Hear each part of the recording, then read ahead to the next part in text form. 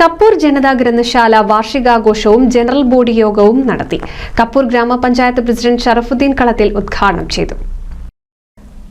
Kappur Marayamkunnu KAMA LP സ്കൂളിൽ വെച്ച് സംഘടിപ്പിച്ച ജനതാ ഗ്രന്ഥശാലയുടെ വാർഷികാഘോഷവും ജനറൽ ബോഡി യോഗവും വായനശാല പ്രസിഡന്റ് CV അബൂബക്കറിന്റെ അധ്യക്ഷതയിൽ ഗ്രാമപഞ്ചായത്ത് പ്രസിഡന്റ് ഷറഫുദ്ദീൻ കളത്തിൽ ഉദ്ഘാടനം ചെയ്തു.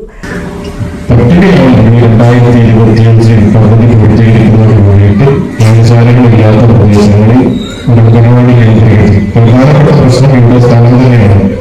അധികം അംഗനവാടികൾ 3 സെന്റോ 4 സെന്റോ സ്ഥലത്താണ് കേരളത്തിൽ. അവർ വായനശാലയുടെ പ്രയാസം അപ്പം മേൽക്കൂര മേലെ ഷീറ്റ് വർക്കോ അല്ലെങ്കിൽ എന്തെങ്കിലും പ്രശ്നം ചെയ്യാൻ പറ്റുന്ന സ്ഥലങ്ങളുള്ള അംഗനവാടികളിലെല്ലാം ഇപ്പോൾ ഒരു 10-12 അംഗനവാടികൾ നമ്മൾ കണ്ടുവച്ചിട്ടുണ്ട്. ഗ്രന്ഥശാല ഇല്ലാത്ത വാർഡുകളിലെ അംഗനവാടികൾ കേന്ദ്രീകരിച്ച് ഗ്രന്ഥശാല ആരംഭിക്കാൻ പദ്ധതിയുണ്ടെന്നും ഷറഫുദ്ദീൻ കളത്തിൽ പറഞ്ഞു. അക്ഷരജാലകം PN പണിക്കർ പുരസ്കാരം ലഭിച്ച ഷറഫുദ്ദീൻ കളത്തിലിനെ ചടങ്ങിൽ ജില്ലാ പഞ്ചായത്ത് അംഗവും ഗ്രന്ഥശാല സെക്രട്ടറിയുമായ ഷാനിബ പൊന്നാടി അണിയിച്ച് ആദരിച്ചു. ഗ്രന്ഥശാല സെക്രട്ടറി ഷാനിബ റിപ്പോർട്ട് അവതരിപ്പിച്ചു.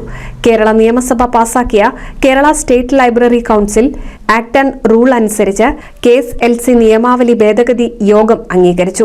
വായനശാല അംഗങ്ങളായ അലി കുമരനെല്ലൂർ, യൂനസ്, രഞ്ജിത്ത്, ലൈബ്രറിയൻ സുദീപ് പൊന്നേങ്കാവിൽ തുടങ്ങിയവർ സംബന്ധിച്ചു.